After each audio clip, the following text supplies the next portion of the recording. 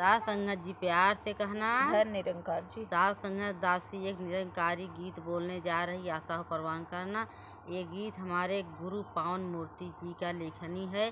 प्यार से कहना। धन निरंकार जी। अपना प्यार दुलार हमारे साथ बनाए रखना। लाइक सब्सक्राइब शेयर जरूर करना। गीत सुनने के बाद कमेंट में जरूर बताना। बहू बनी के आईलू बहुरिया, अब से रखी है तू लाज, अब से रखी है तू लाज। बहू बनी के आईलू बहुरिया, अब से रखी है तू लाज, अब से रखी है तू लाज।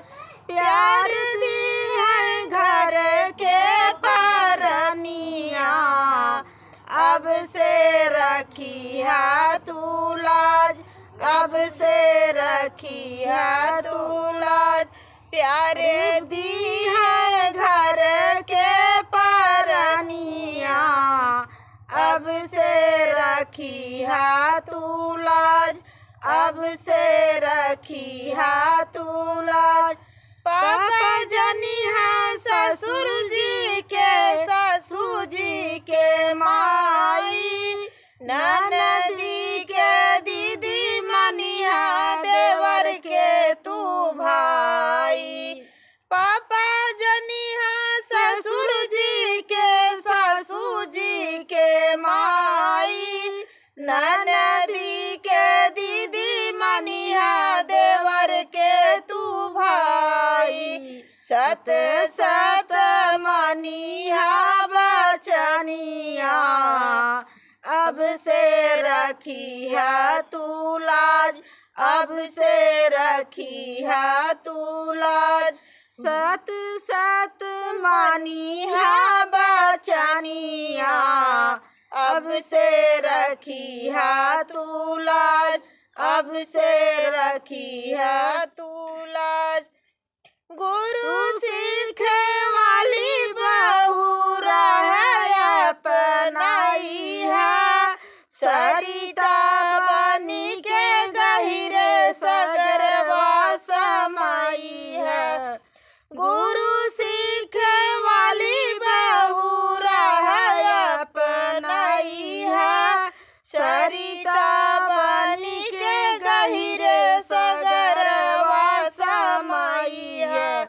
होके पावे ना कौनो नादानिया, अब से रखी है तू लाज, अब से रखी है तू लाज। होके पावे ना कौनो नादानिया, अब से रखी है तू लाज, अब से रखी है तू लाज। देखी देखी साधु संत धरी है चरनिया, मूर्ति पावन सेवा संग साधु सुमिरनिया। देखी देखी साधु संत धरी है चरनिया, मूर्ति पावन सेवा संग साधु सुमिरनिया। करी है तू हरि के भजनिया, अब से रखी है तू लाज, अब से रखी है तू लाज। करी है तू हरि के भजनिया, अब से रखी है तू लाज, अब से रखी है तू लाज। बहू बनी के आईलू बहू रानिया, अब से रखी है तू लाज, अब से रखी है तू लाज। प्यार दी है घर के परनिया, अब से रखी है तू लाज, अब से रखी है तू लाज। सास संगत प्यार से कहना। निरंकार जी।